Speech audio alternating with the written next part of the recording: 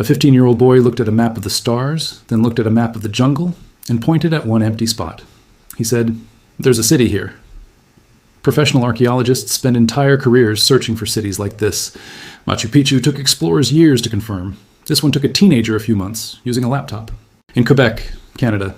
And the strangest part isn't that he found something, it's what happened after, when the world's top Maya experts couldn't fully agree on what he'd actually found. By the end of this video, you'll know exactly what he claimed, what the satellites actually showed, and why the argument never really got settled.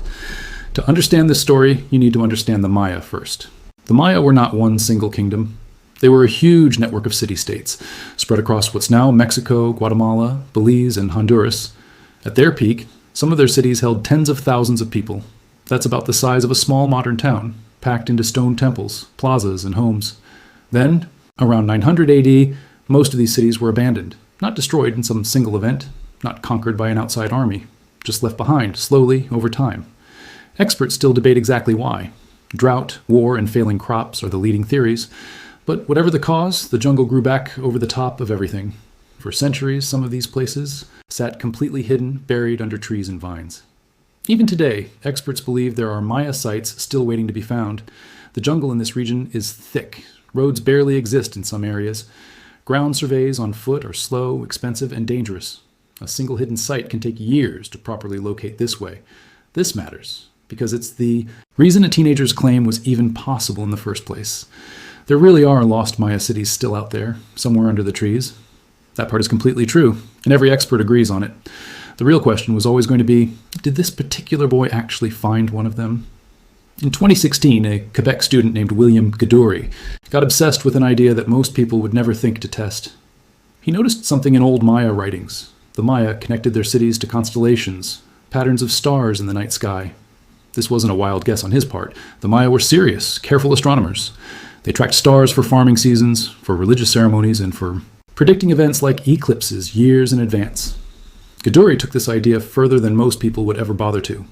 He mapped out 22 constellations described in Maya texts. Then he compared them, one by one, to the real locations of 117 known Maya cities already confirmed by archaeologists. Here's the strange part. He said the brightest stars in those constellations lined up with the biggest, most important cities on the map. Dimmer, smaller stars lined up with smaller towns. If this pattern held up, it meant the Maya might have planned exactly where to build their cities based on the sky above them, almost like a blueprint written in starlight. That idea alone is bold. Professional archaeologists have studied Maya astronomy for decades, and most agree the Maya cared deeply, almost obsessively, about the stars. But turning that general interest into an actual, testable city placement map is a much bigger claim. And it's a much harder one to prove with real evidence. Gadoury didn't stop at just the theory. He used it to make an actual prediction, the kind you can test. He found one constellation in his pattern that seemed to be missing a matching city on the map. There was an empty, unexplored spot in the jungle where, according to his own pattern, a city should have existed. When the story hit the news in May of 2016, it spread across the world within days. Major outlets picked it up almost immediately. Headlines called it a lost city, and some even suggested it could be home to 50,000 people, based on comparisons to similarly sized Maya sites nearby.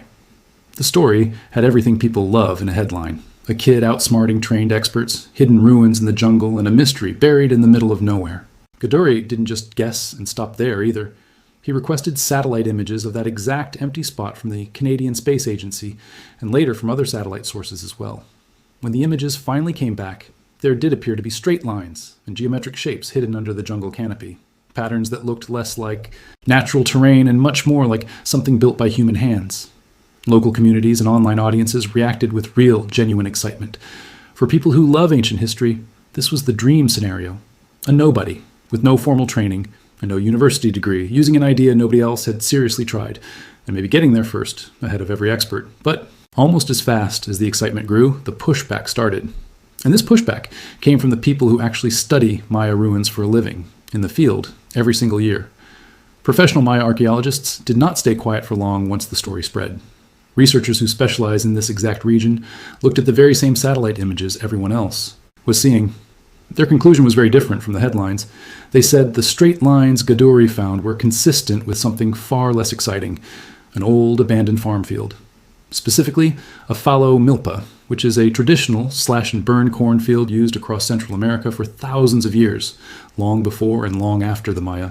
Some experts even suggested the shape could have been an old marijuana field, since those also tend to show up as neat rectangular patches when viewed from above.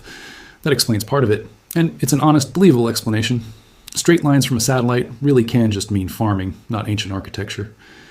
Experts pointed out that jungle canopy hides all kinds of human-made shapes, and the overwhelming majority of them turn out to be completely ordinary. That part of the explanation is fair, and it's probably right, but here's what it doesn't explain. It doesn't explain why the shape matched Gadoury's predicted location so closely, based on a pattern involving 117 separate, already confirmed cities. A coincidence that's specific and that precise is hard to fully wave away, even for the most skeptical experts. It also doesn't explain why no full-ground excavation was ever completed at that exact site to settle the question for good, one way or the other. Sending a real research team into that part of the jungle is expensive, slow, and requires permits from multiple different governments. As of now, no widely reported dig has fully confirmed or fully denied what's actually buried underneath that spot. Before we get to the part almost nobody talks about, stay with us, because the disagreement between Gadoury and the experts gets even stranger from here. Let's be fair to the skeptics for a moment, because they raised some genuinely solid points. Archaeologists were right to be cautious about a story like this. Amateur discoveries get overhyped by the media constantly, almost every single year. A shape in a satellite photo is not, by itself, proof of a city. You need pottery, stone walls, tools, maybe human remains, something you can actually hold in your hands and physically date. Without that, even a very convincing shape from above is still just a theory, no matter how exciting it looks. Experts also raised a fair concern about Gadoury's method itself and how it was built. With 117 cities and 22 constellations to compare, some matches were almost statistically guaranteed to appear purely by chance. If you compare enough dots on enough different maps, patterns start to look meaningful even when they actually aren't. This is a real, well-documented problem in science, sometimes just called seeing patterns where none truly exist. That's a solid, honest explanation, and it probably accounts for at least some of what Gadoury found in his research. But here's what it still doesn't explain. It doesn't explain why Gadoury's exact method wasn't clearly tested against the 117 cities we already know about, just to check how often it actually predicted the correct location. That kind of test could have settled this entire debate fairly quickly, one way or the other, with real numbers. As far as public records show, that full test was never clearly published or completed by either side of the argument. So the debate never really ended in any satisfying way. It just quietly faded out of the news cycle, month by month. Let's stick to only the parts of this story we can actually check for ourselves. Gadoury did present his star pattern idea at a Canadian science fair back in 2016, and it earned real recognition there among his peers and the judges evaluating student projects. That part is well documented in local news coverage from that time. He did request and receive real satellite images from the Canadian Space Agency, covering the exact coordinates his pattern had pointed to.